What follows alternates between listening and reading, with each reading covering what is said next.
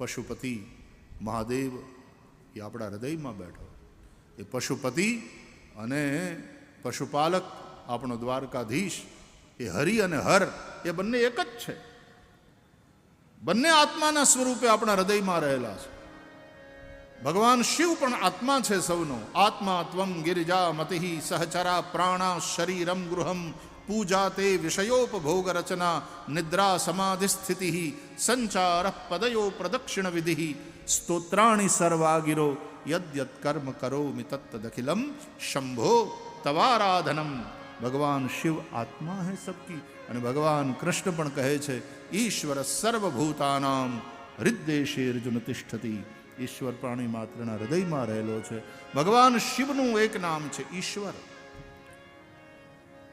ઈશાન્યામ ઈશ્વરાય નમઃ. ઈશાનમાં ઈશાન ખૂણો છે. અગ્નિ ઈશાન નૈઋત્ય વાયવ્ય 4 ખૂણા આપણે ભણ્યા ને, એમાં આ ઈશ્વરનું સ્થાન એ ઈશાન ખૂણામાં છે. પૂર્વમાં ઇન્દ્ર, અગ્નિ ખૂણામાં અગ્નિદેવ, દક્ષિણમાં યમ, નૈઋત્યમાં નિરુતિ, પશ્ચિમમાં વરુણ, વાયવ્યમાં વાયુ અને ઉત્તરસ્યામ કુબેરાય નમઃ. ઉત્તર દિશામાં કુબેરનું સ્થાન.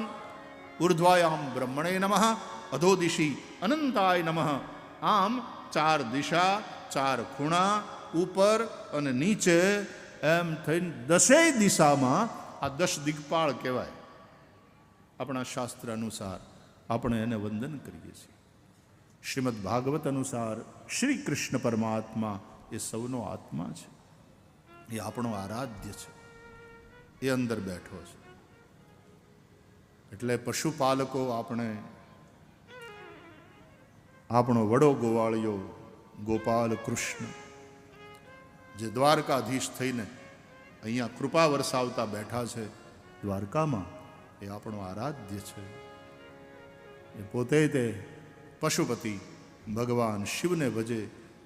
અને એટલા માટે દ્વારકાધીશ મોટા શૈવ છે અને શિવજી પાછા સૌથી મોટા વૈષ્ણવ છે.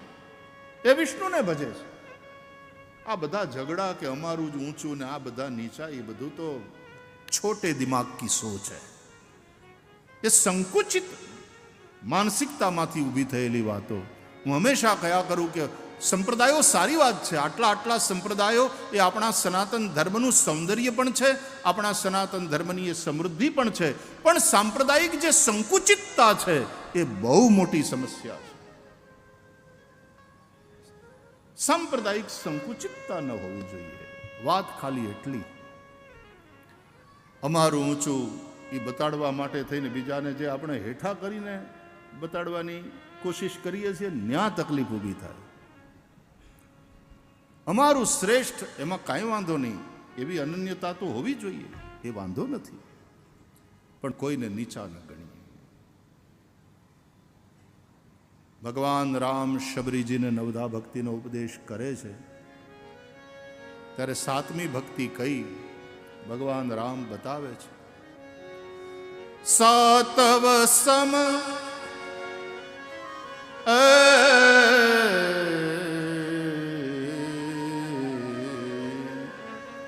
સાતવ સમ મોહી માય જગ દેખા.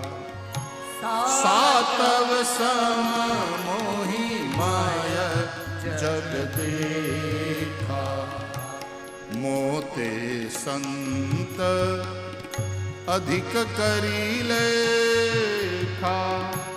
મોતે સંત અધિક કરી લેખા.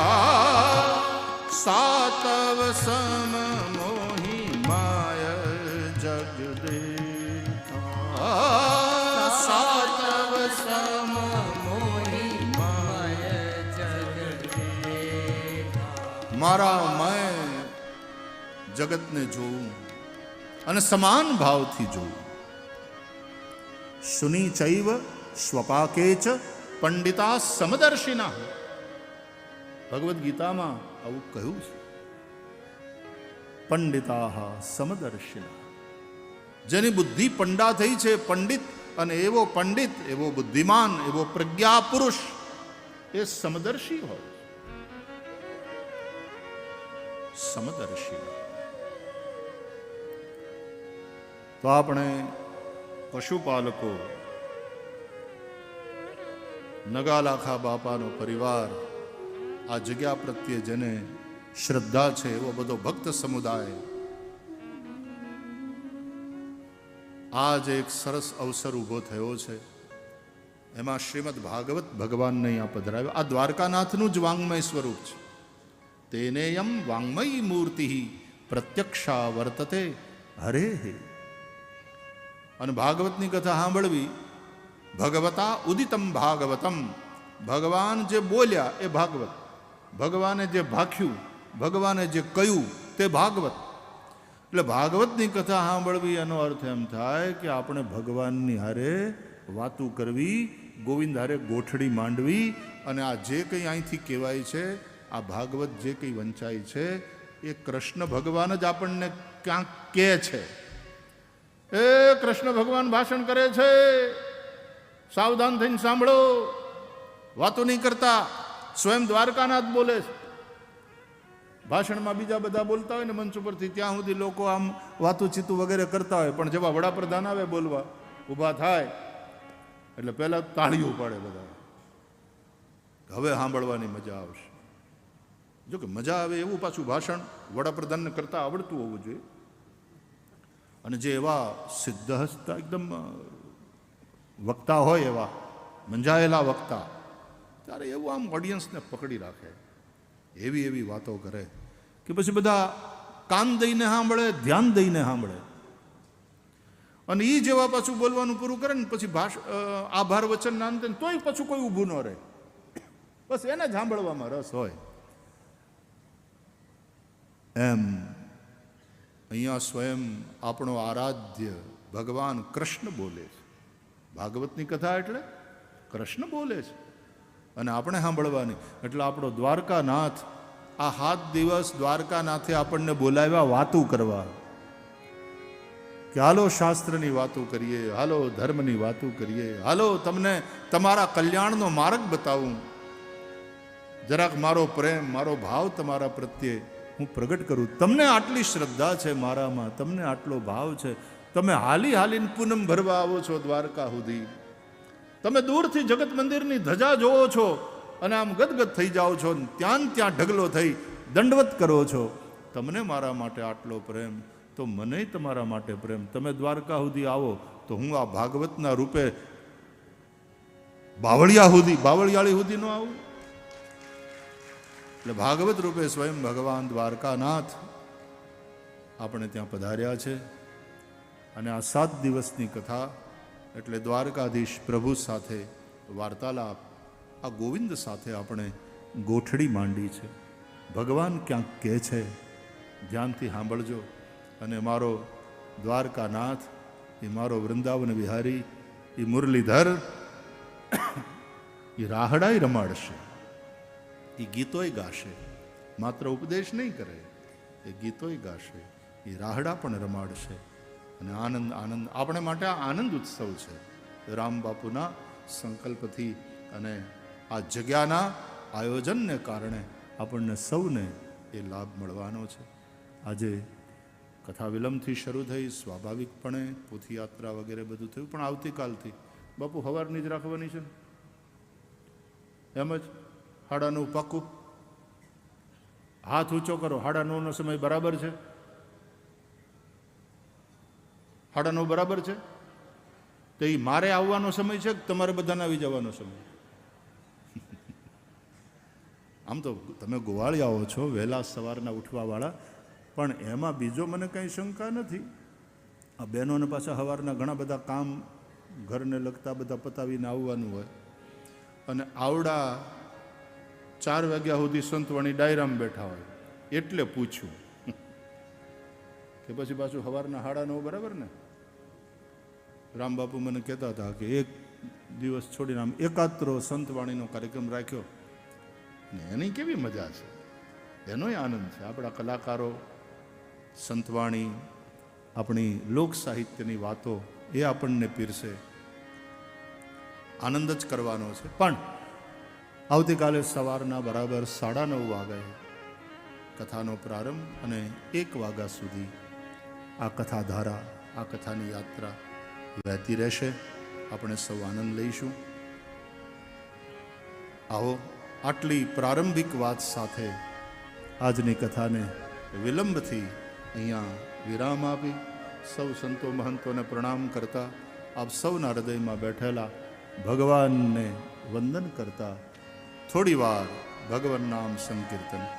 હે દ્વારકાના નાથ મારા કૃષ્ણ મુરારી, હો કૃષ્ણ મુરારી. હે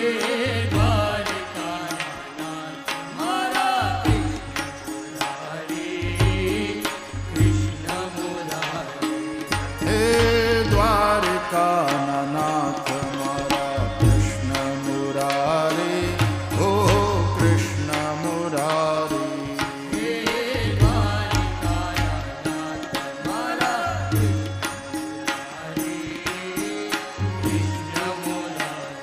વાલા વાલા દ્વારકાના નાથ મારા કૃષ્ણ મુરારી, હો કૃષ્ણ મુરારી.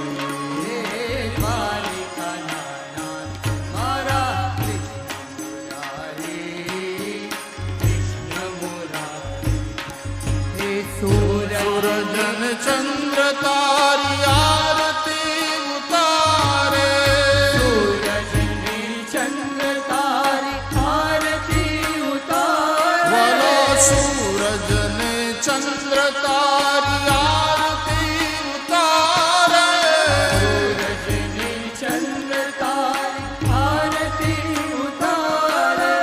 નમણું કરે છે નર નારી, વાલાજી તારી નમણું કરે છે નર નારી. વાલાજી તારી નમણું કરે છે નર નારી, વાલાજી તારી નમણું કરે છે નર નારી. ઓ દ્વારિકાના નાથ મારા કૃષ્ણ મુરારી, ઓ કૃષ્ણ મુરારી.